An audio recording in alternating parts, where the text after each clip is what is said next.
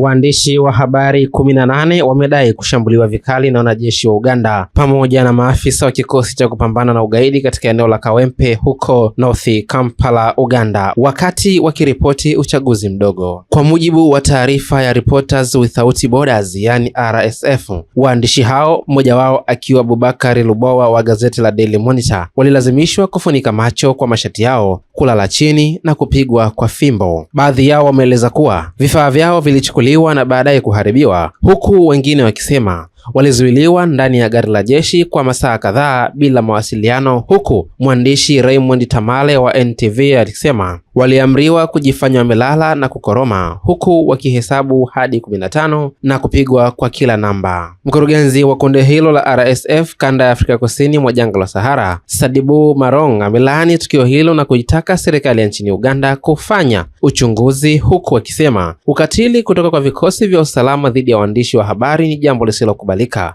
Msemaji wa jeshi la polisi nchini Uganda, Chris Magezi, amesema vurugu hizo zilitokana na kutokuelewana na kwamba waandishi hao wa habari huenda walichanganywa na watu waliokuwa wakifanya vurugu. Nchi ya Uganda inashika nafasi ya 128 kati ya 180 kwenye uhuru wa vyombo vya habari duniani, huku mara kwa mara waandishi wa habari wakikabiliwa na unyanyasaji wa kimwili, kuzuiwa uhuru na vikwazo vya kisheria.